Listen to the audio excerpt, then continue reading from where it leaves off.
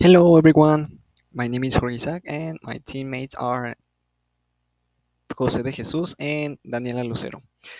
And today we're going to present a simple voltmeter using the FPGA and its ADC module.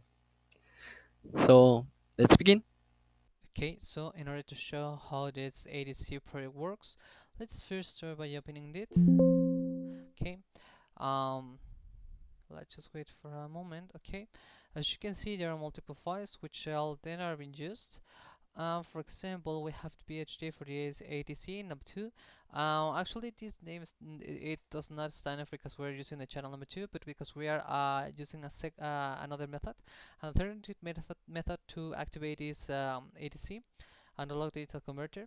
Okay, so we have that file, and that file. Great. We have this binary to BCD, which it's actually pretty easy. It only takes this value and instead of checking if the value is well, as you can see, it's greater than 4. In case it is, then it has the addition of +3. It is pretty easy actually. For GSBCD to 7 segment, this is a previous code which I am reusing. As you can see, it only converts from this logic of the BCD into this 7 segment display. And this is a not seg because we are inverting this signal in order to use it with a not common. Great. So besides of it, right now we are commenting these lines because we're not gonna be no longer using it. And to this one, this is a more new library called numeric standard, which has all the things that we're gonna be using. Which it has the unsigned and also the arithmetic logic that we're gonna be using.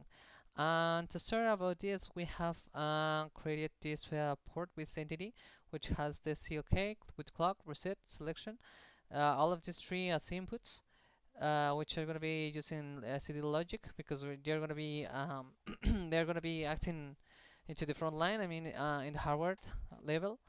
And we also have this segment 0, segment 1 DP, which stands for this point. Segment 2 the point, and segment 3. All of them, as you can see, some of them are STL logic vector, and this one are STL logic because this one are going to control this the point of this um, 7 segment display. Excellent. Okay, so just to clarify, right now we're using once again we're using our previous code in order to use kinda delay of 1 second, which we're gonna be explaining later. But as you can see, actually this one I'm gonna cut them and paste it. Well, it's I like it in there. As you can see, we're using multiple signals and constant, and due to the fact that we're gonna be using well, actually we're gonna be using only this signal number signal of this channel 0. All of this can go away. We are not gonna be using them, but we only have them just in case we would like to use them, so I'm gonna keep them. um, as you can see, we're also declaring a component which is the ADC2, which comes from here, and also we're using another component which is binary to BCD and BCD to 7 segment. Great. As you can see, we have in this part we have the declare of what we're going to be using. As you can see, it's a BCD input, the enable, and segment anode. Excellent. Great. So we're using also this clock generator. We have already begun this architecture, and we're using a clock generator, which is going to be a process in which we're going to be counting till we have this frequency of 1 second, or 0.5 seconds of high, 0.5 seconds of low, which will allow us to have a frequency of 1 hertz, as you can see in here. Excellent. We have this max and counter. In our integer, we have a range from 0 to max count. Also, we have time max, which goes for this number. And we have this signal and this clock state. Actually, in our code, we are not using this one, but I might be keeping it just in case. Great. As you can see, in this part, we're just making a clock generator, but in this part, it's pretty easy we're just making this delay, as I was talking previously, in which in case we have this reset on 0, this is a signal that will take this value, the value of the child 0 of the ADC, and it will take the value after one rising edge of clock state or 1 second. Excellent, that's it. We're also making a process to modify this variable, which we're going to be escalating this several value. As you can see, it's several values, triple scaled, and this is the child service scaled, which is we're going to be escalating it in order to get the value we're trying to see. For example, for whenever cell equals to 1, we're going to be showing the value of the voltage from 5 volts to 0 volts, which is actually the full range of the output of this D10 light of 5 volts, obviously. In KSL, when it's equals to 0, we're going to be reading the temperature from sensor quality MP36.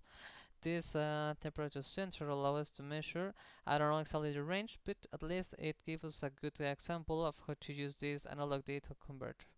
And we're just making a brief, how can I say, a protection level, just in case the temperature goes into negative. We're protecting it to avoid getting random numbers on the display. So we are just gonna be seeing values which are gonna be positive, and this will allow us to see the temperature from 0.1 degrees Celsius to, well, actually I don't know the limit, but we're gonna try to avoid whenever this value goes higher than 50. Great. 500. And as you can see in this other part, we're just making this transfer escalated. We're converting to unsigned and then to STD logic vector this value, and it will have a length of 12 bits from 11 to 0, that's 0. And just gonna be modifying the point, okay, the point here also, and that's it. And this is only this port map. This is the conversion of the BCD, and we're making this also this component, which is going to be the 0, the 1, the 2, and the 3, which is display 1 to 3 and 0. And it's going to be taking the value from 15 down to 12 because we're going to be needing the 4 bits. And that's it.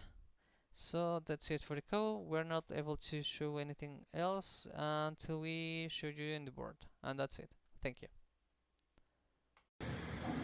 As we can see here, we have our project that we are taking the voltage from a Raspberry Pi Pico.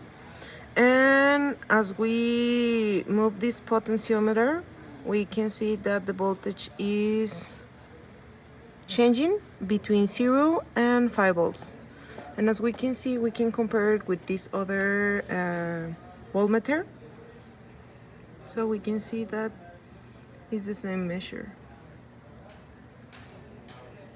As we can appreciate, we use a Raspberry Pico for the alimentation because we didn't have the power supply to measure 5 volts correct. So that's it, I think, and see you in the next video. See you.